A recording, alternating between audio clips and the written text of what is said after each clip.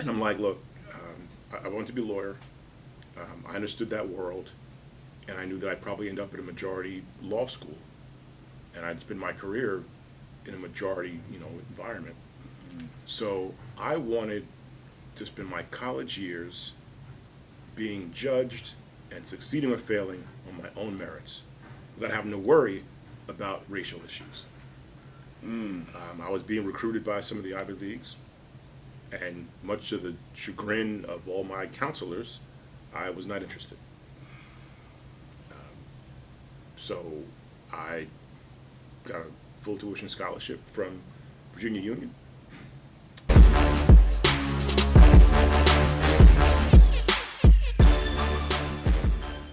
What's going on, everybody? Welcome to another episode of HBCU and D9 Conversations with DC. And today I have a very, very special guest. A member of Phi Beta Sigma Fraternity Incorporated, the frat brother, of course, alum of Virginia Union.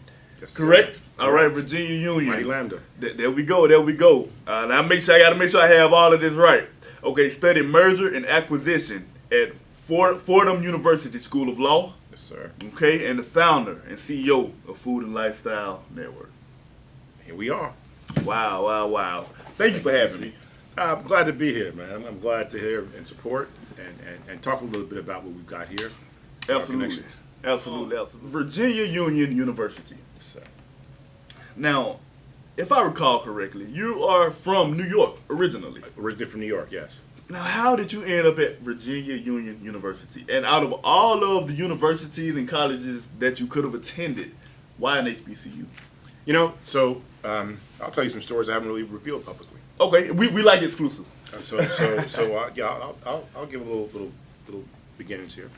So I grew up on Long Island, Floral Park, Elmont area, just outside of Queens for people trying to understand the geography. Majority white, a lot of Italian, a lot of Irish, a lot of ethnic New Yorkers. I was very politically active in school. I was student council president of my junior high school and very active in student council. And I ran for president because I'd been the one who's been the leader of the class. And people decided that, no, we're not going to have a black student council president. And the powers that be, the popular kids, decided to get behind somebody and to make sure that, the black kid wasn't elected president. So this is before Jesse Jackson, before Obama, before all that was visualized. And I was a little bitter behind that. It's different if you had done something wrong, you made a mistake, there was something in your character, like you can accept those. But the blatant way that this came about surprised me. And I'm like, look, I wanted to be a lawyer. I understood that world, and I knew that I'd probably end up at a majority law school, and I'd spend my career in a majority, environment. So I wanted to spend my college years being judged and succeeding or failing on my own merits, without having to worry about racial issues. I was being recruited by some of the Ivy Leagues, and much to the chagrin of all my counselors, I was not interested. So I got a full tuition scholarship from Virginia Union.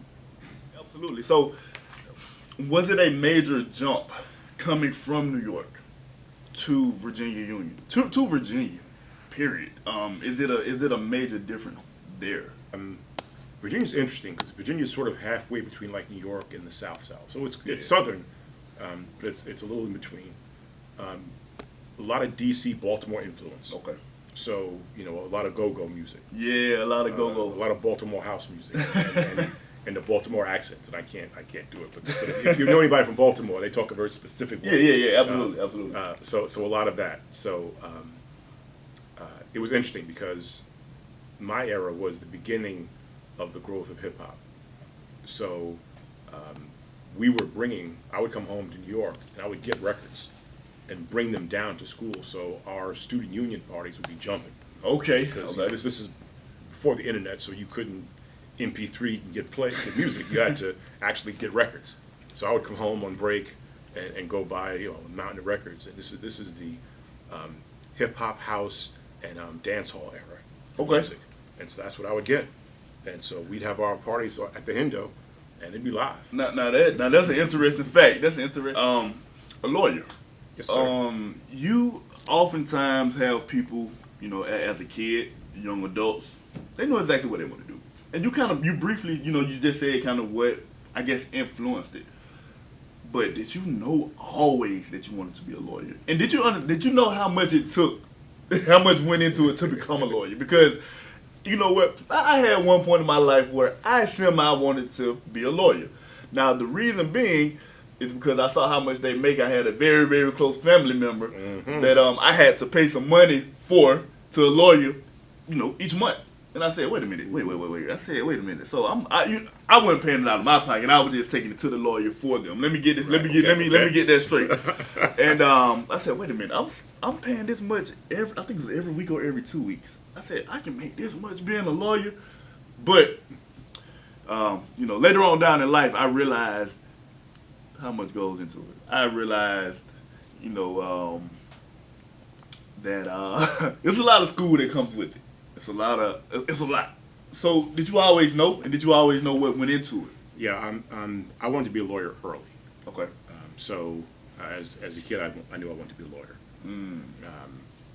And that influenced, a lot of my choices. Okay. So, I'm in junior high school.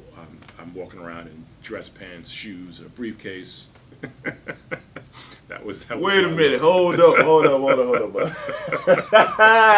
I'm trying to picture this right now. You was a businessman through and through from the jump. That's who I was. Wow. That's who I was. Wow. And so you develop the skills that you need. You take the classes that you need, the activities you need. By the time I was in high school, I was in the debate team, the debate society. So I was doing the things to prepare myself because I knew that that's where I wanted to go. Wow. Which means that you learn that you need to take the LSAT. You got to be able to read and write very well. These are the things that you need to become a lawyer. So I prepared myself, networked with the people I need to network to try to go from being the son of a teacher and a bus driver to become a lawyer and find the connections you need to be able to get there. Okay, so to clarify for the audience, what type of lawyer are you? Okay, so I'm what they call a transaction lawyer. So I'm a business lawyer. Okay. I worked for Cablevision, Equifax, and Verizon. Okay. And so my job is to help close sales contracts. Okay. And so by the time I was at Verizon, now you're doing big deals. Okay. So if a healthcare company or a hospital company wanted to get all their phones, all their internet, all their Ethernet, Okay. all their cell phones, all the phones inside their office, all their cloud storage, their cybersecurity, we would negotiate those $100 million contracts nationwide, globally. And so then my job was to help negotiate those contracts and then manage a team that also did those contracts. So that's where I was in my career. Wow. Okay, so I don't know this, but I'm pretty sure you didn't want to be that type of lawyer at first, did you? Did you want to be another type of lawyer? A business lawyer, yeah. Yeah. Okay. So you had the one. You knew exactly what you wanted to do from day one. I was a business. High school didn't have majors, but my track was business courses. Wow. And a lot of people, it's crazy because we don't. A lot of times we don't even go to college knowing what we want our major to be. Sometimes we're in there and we're like, you know what?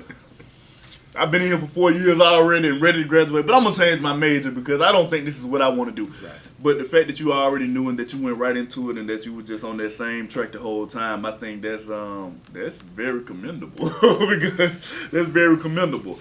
I wasn't the trial attorney. I wasn't the criminal attorney. I wanted to be a businessman. I wanted to be a business lawyer. But I'm pretty sure you can put up a good debate, huh? And a good. Absolutely. I don't like to say arguments. I like to say debates. Absolutely. So if we had a debate right now, you'll make me just quit and just walk out, huh? Well, it depends. Are we adversaries? Are we like for example, with what I did, I'm negotiating customer contracts. Yeah, absolutely. So embarrassing you doesn't help my client because once we sign the deal, I'm out. They got to be able to work together. Yeah. And the customer is spending $100 million. That's true. So me being an asshole isn't helpful. Isn't helpful. So I had to develop ways like how do you still get what the company needs? Because obviously Verizon shareholders, Equifax shareholders need for the contract to be appropriate. But you have to be able to negotiate in a way that you don't make the customer upset or angry. And that's being able to do that is what gave me a career. Because I don't like trying to even prove people wrong. A lot of times. But you still have to do that though. But in other words, a matter of you got to be able to do that in a way. In a certain way. You need to win. Like if you're in a conference room or now it's Zoom calls, right? And generally the way these things work is you've got the lawyers. Okay. Then you have the people either who are buying the service or who are selling the service. Okay. And then some other people from different departments. Maybe they've got their tech person. Maybe they've got their finance person. Okay. But it's a group, and everybody's listening to the conversation back and forth. So if you need to make a point, you need to impress. So if I'm selling, okay, I need to impress the people who are buying. So I've got to make them comfortable and undercut their lawyer's argument. Because I need for the people that are buying to tell their lawyer, hey, let's back down on this one. We want to make sure we get this contract signed. Let's ease up. Gotcha. If you have a bad attitude, you are less likely to have that happen.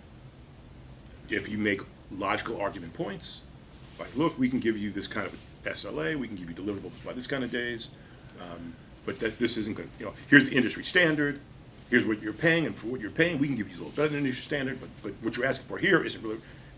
That kind of conversation helps you get deals closed. So you have to have a certain level of patience. And You absolutely have. Because it would be so hard for me to, it's like when I do try to prove a point to someone, I'm more so the person, just being honest. Let's be honest with ourselves. I'm like, no. This is what I'm telling you.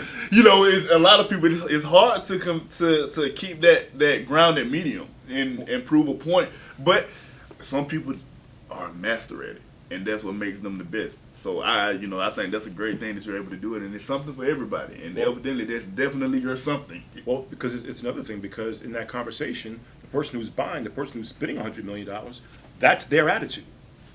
So you have to take that, let them spew at you. Okay.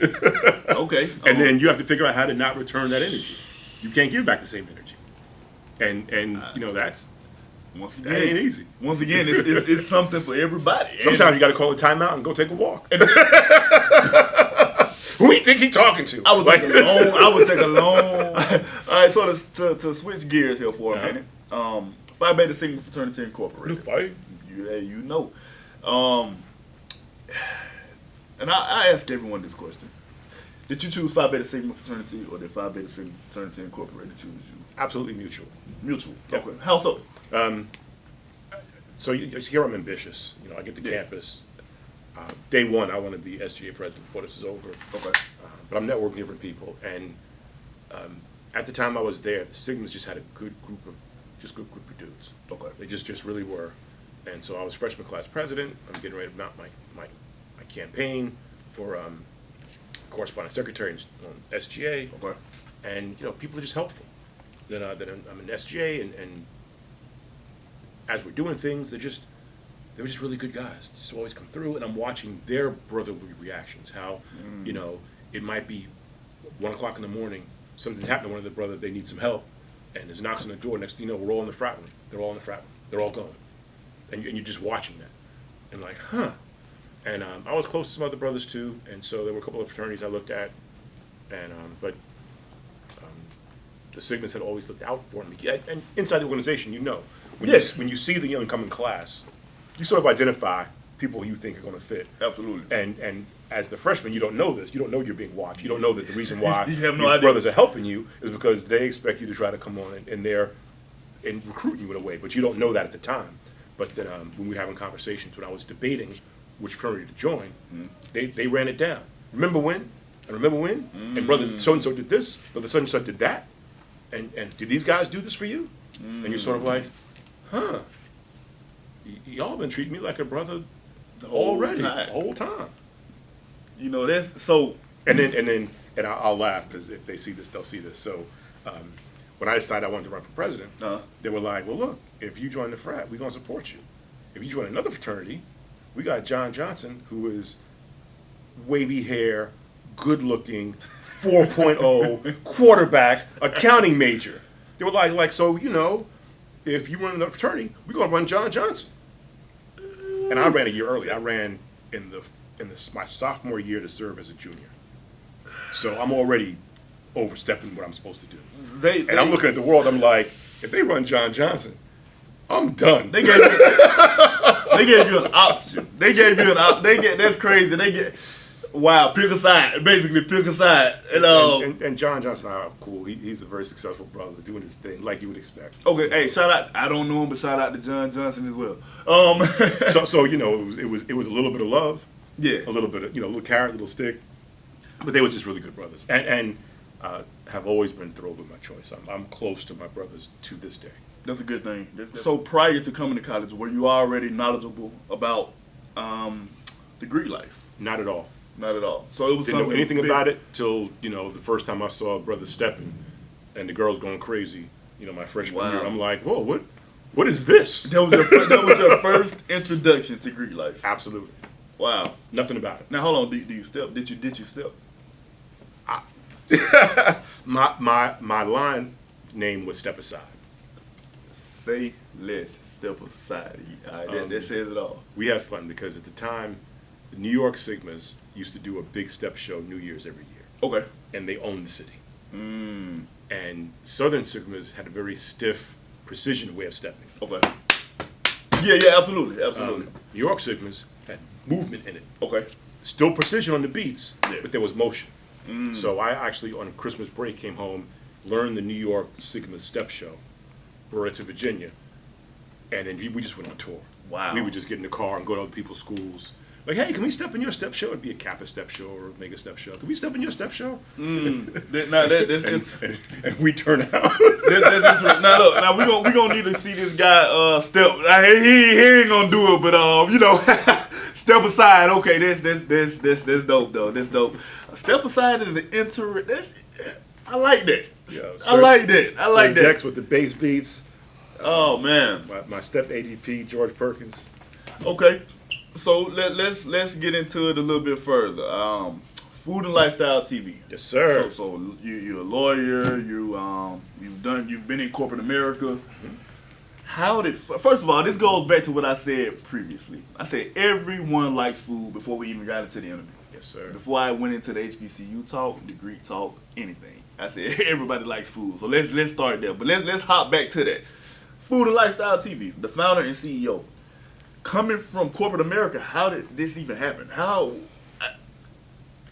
You see how I'm looking? That's my thought. It's just how the food, because you have so many different avenues that you probably could have taken. Okay. With entertainment, television, you could have stayed in corporate America. You could have did something totally different with television, but food and lifestyle.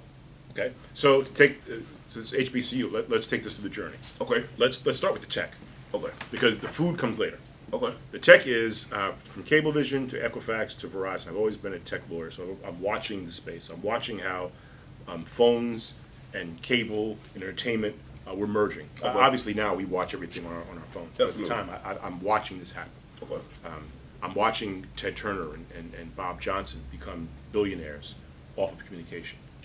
You watch people that have newspapers, and then what the Murdochs can do. And a lot of people is not going to know who Ted Turner is, but we'll fill you in. Ted Turner created CNN. There you go. Bob Johnson created BET. There you go. So you have people that built networks. Yep. Now at the time, it used to take hundreds of millions of dollars to create a network that you put on cable. Now if you've got a popping YouTube channel, you can make money as your own platform. Yeah. So as I'm watching this happen, I wanted to have a network. Okay. I wanted to have a platform that's black owned, that spoke to our voices.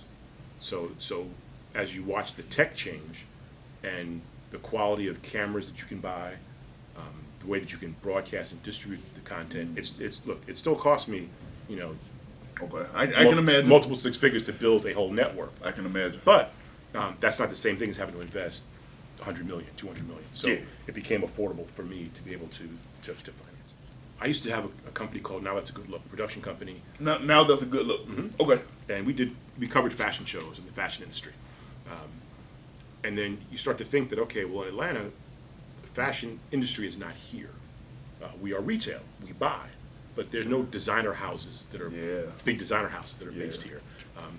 So there aren't big clothing manufacturers based here. But hospitality is huge in Atlanta. There are hospitality companies, there are hotel chains, there are restaurant chains that are based here. So it was in the wrong industry to sort of start with. Okay. And then we did an event, And you're at the club, and instead of it being like, okay, now the fashion show part of the night comes, Jason Ellis brought out food. Okay. And we're there, and our folks are there, and the good-looking people in nightclub clothes are talking about the food and tasting things, and they're articulate about what they're eating. They know what they're talking about. Okay. And I'm just looking at this, and it looks amazing. And then Chef Jason Ellis, big personality, big vibes. Got people laughing and talking. It's like, look, I got these girls smiling. All I did was make him a chicken wing. Like, he's just hilarious. Well, for the record, food will make any woman smile. That's something that I've learned over the course of my life. Food and money will make. I don't think it was too hard for him to do that, but okay. So I'm looking at this scene. I'm like, this is the mission. This is the network. Oh wow. So how do you create that fun vibes, sexy vibes, African American perspective on food, but still focus on culinary because the chefs are dope. Yeah. And so we want to create a platform. So that's where the idea comes from. Then it's a matter of executing technically a distribution platform. You're here in the studio. We built the studio. So amazing, by the way. People, amazing. This is an amazing studio. I will say that. And when you come here, you feel at home. Yeah, you feel right at home. and that was the trick. The trick was to get the combination of, like, you're in the industry. So these are bright, soft lights. Yeah. So black people come in different tones. And so how do you light black faces? Yeah. The technical thing. So my partner, Jay Young, is the one that actually helped create the lighting grid. You want to have a vibe, but then you want to have a vibe in the place, too. So we work very hard to make sure that people come through, bring that energy, bring that vibe. Yeah. Who we interact with, who we support, is all about that. Yeah. Because collaboration is how things grow. Being siloed, being solo, you can only go so far if you go alone. Absolutely. And a lot of people, say it again, please, because a lot of people don't understand you can really only go so far if you do it alone. You have to have people with you, and you have to have someone who knows more about something that you don't know to make it happen. And then we put all our knowledge on the table and we share. Yeah. So that's how the culture that we built. That's what we built. Yeah. And from the chef perspective, I'm not in the food business, so I didn't come from culinary or non-culinary, restaurant or private chef or pastry chef. I wasn't part of a side. Okay. So we created this as a safe space. Gotcha. And I think part of the ignition for what we did was several of the chefs that knew each other. I always say they didn't follow each other, they watched each other on social media. As most people do these days. Right. So they were aware of each other. Okay. But you have people in different lanes, and each one trying to be an alpha in the leadership way. Yeah. And when they would get here, they would sort of like look at each other like, yeah, I've been seeing you too. But it turns out, being black and professional comes with all the same pressures, all the same issues. Absolutely. And it turns out they had a lot more in common than they expected.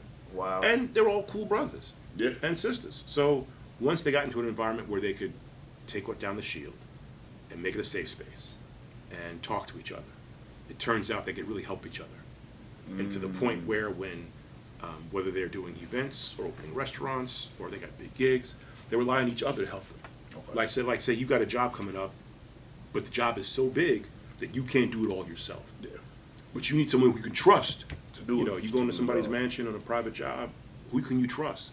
Who's going to be there on time? Who's going to look right? Whose food going to be dope? Absolutely. It's your client. Absolutely. If the person on your wing ain't got you, you won't look bad. So they learn to cook with each other and to trust each other. And that was the ignition for how the culture of the chefs here came together. Wow.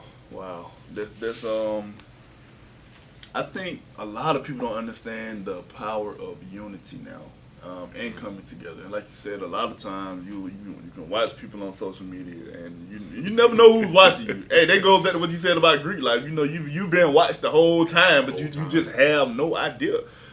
So, and by the way, just a side note here, you all have to eat a lot in this place. I'm pretty sure you all eat quite often, huh? Yeah, we do. but there's amazing talented chefs.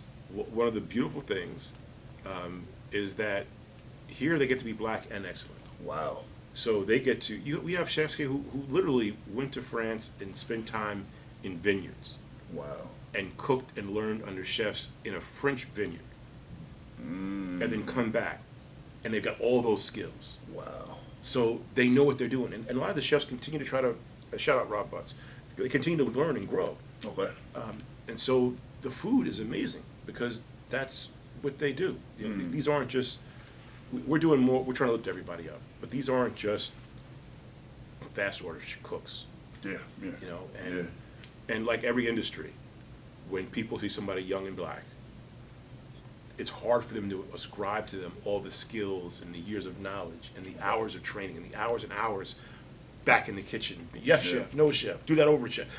You don't ascribe that to them. And here, we highlight and showcase that. But we let them speak with their true voice. Like, you don't have to put on a corporate mask. Yeah.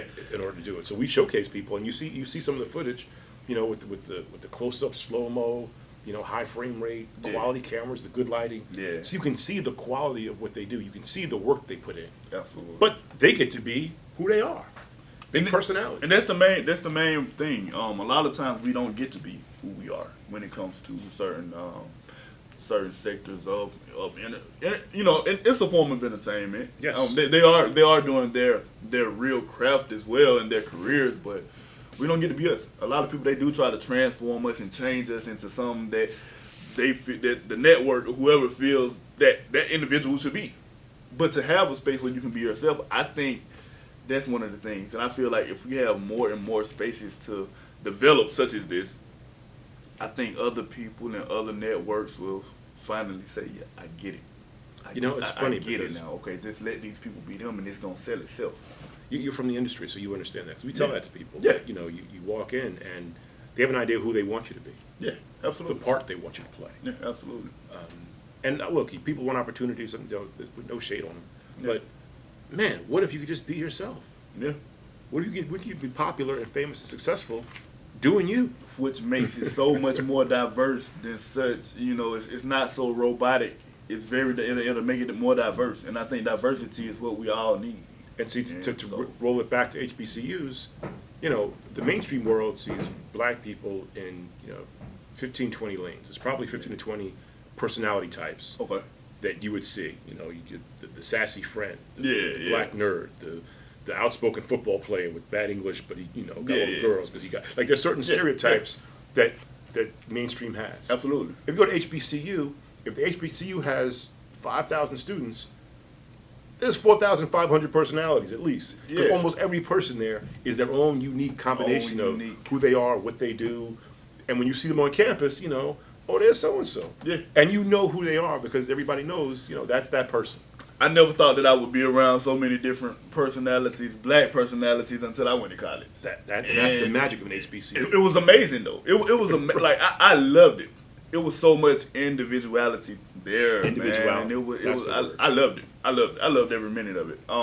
So with Food and Lifestyle TV, what was the most challenging part? I never say hard part. What was the most challenging part of starting this whole network?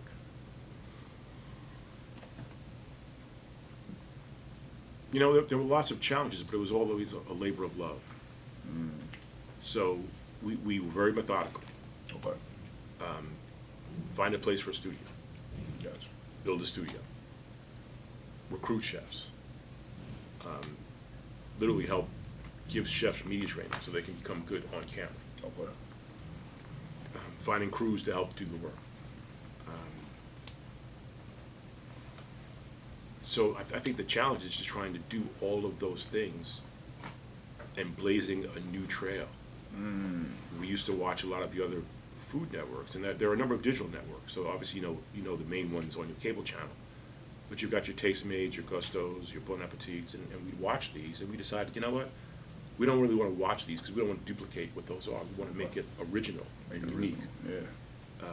So that was the challenge, but because of the talent that we had, because of the people that came through, it became fun. That you turn the lights on, hit the camera, and they would just go. And so it seemed like it would be a challenge, but instead it was just exciting. Wow. Okay, so now at this point, do you ever look around and say, man, like this is real? Versus maybe where your mind was at, and I can tell from speaking with you, you have a mindset of whatever you want to do is going to happen.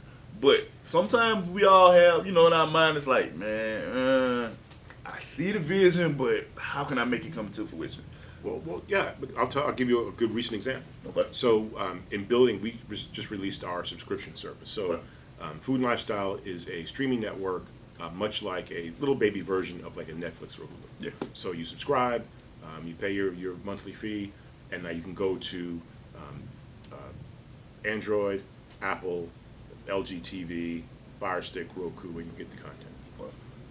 And so we got the system, and we're working with it, and we have some photos up for the shows, and we're looking at it, and it's working, but it ain't it. Like you could just tell it ain't quite. And then we realized that when you watch these streaming services, each show doesn't have a thumbnail; it's got a movie poster or a TV poster. Yeah. And then once we started to create posters for each of the shows, then it looked like it was supposed to look. Okay. And so when it goes live and you click the button and Fire Stick pops up, and then all of a sudden all the little icons come up, and then you see the chefs that you recruited here on the poster of their show on the platform. Yeah. That feels amazing. Yes, That's the equivalent to every rapper's moment of I heard my song on the radio. Wow. I think that's very, very. Like I said, it's definitely great what you all have. Sometimes things can be overwhelming to even think about creating or starting, but to get it to this point where it is now, I think it's dope, man. Let me give some advice to your audience then. Absolutely. Yes, but humans have built shuttles, spacecraft, airports, Yeah. bridges, tunnels. The way that you do it is you have the idea, and then you break it down into parts. Here's what I need to do, here's what I need to do, and then you get a sequence, and you just keep going. And there's setbacks and pushbacks, you work through them. But if you try to do the entire thing in your brain all at once, you're not going to be able to do that. Man. You've got to decide, okay, what does the fuselage look like? What are the seats going to look like? How's it going to be powered? Let's work on the engine. And you do it piece by piece.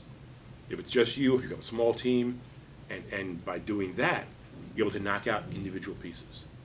In my brain, the word is always brick by brick. Brick by brick. Brick by brick. And you focus on this brick in this setting with this glue, and then make sure that's in place. Boom, boom, boom, boom. Okay, next brick. Now you've got a wall. Now you've got a building. Now you've got a complex. But if you tried to visualize the whole complex first, it's too much to do. Very understandable. I think it's very cut and dry. So, what is something that, being an HBCU alum, and I'll say or being a member of Phi Beta Sigma, what's something that you've learned that's helped you, I guess, in the journey that you're on now? This is something every HBCU grad can relate to. Our schools didn't have huge endowments. True. And large departments and all kind of cool stuff. True. We usually had a few cool things, and the rest of it you had to find a way to make do. But that doesn't stop nothing. Yeah, absolutely And true. every HBCU grad I talked to was always like, look, we found a way. And that skill is so important in life because life is challenging. Like when life starts lifing, HBCU grads can take a step back, take a deep breath, and like, okay, this is not going to beat me. Yeah. I'm going to get through this, and here's what we're going to do, and we figure it out. Real quick, and I'm going to go ahead and get ready to wrap it up. But I always ask this question just for a little fun, a little fun segment. I'm going to ask you two things and just pick one. Okay. Freshman year or senior year? Ooh. Interesting. Now, I know that's broad. No. I'm going through. I think senior year because I became who I am. Freshman year was fascinating. The move from New York to Virginia, all the people I met, the new world, that was all amazing. Okay. By senior year, I'd already served my term as SGA president. I was chapter president during my senior year. I worked in the university president's office. I spoke at graduation. I'd become who I wanted to be. I was ready to go out into the world my senior year. So when I look back into the formation years and where you become your foundation and who you are, by my senior year, I was who I It am. was who you are. Yeah. Okay. We got one more for you. I think I got one more. I might Okay. have two, but I'm gonna say one for right now. All right. And I think I know what you're gonna say on this one. Probates or step shows? Man. Look, I wasn't a rapper.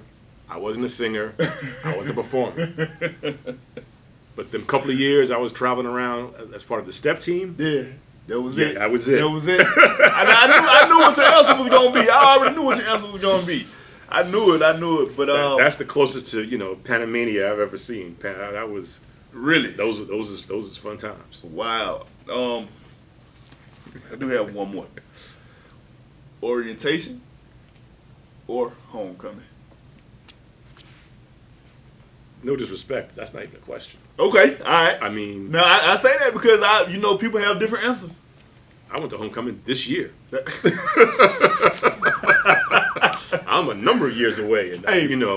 homecoming was lit this year. Yeah, absolutely. I totally agree, and that would be my answer as well. Homecoming, but you have some people who say orientation Well, simply I- because it's new to them. It's fresh. They've never been anywhere outside of their city or their home, their state. And it's like, oh man, when I first went to college, orientation was just amazing. It was a culture shock. It was, some people don't make it to homecoming. I So. will tell you, there was this one dude in the pledging Kappa Okay. who could sing. Okay. In orientation week, I don't know what excuse he had, but at some point he started singing. You don't know what excuse he had. So this is because how are you a freshman? All of a sudden you're singing in front of people. But first weekend, he was that dude already. So his answer might be orientation. You see, people have different reasons on why they pick what they pick. But Fred, anything that you want to tell the audience, definitely let them know. Anything you all have coming up.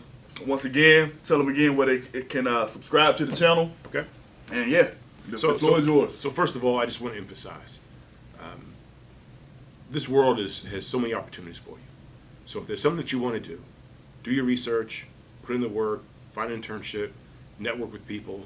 The technology tools you have through social media, through LinkedIn, to be able to connect to folks in the industries and the projects that you want is limitless.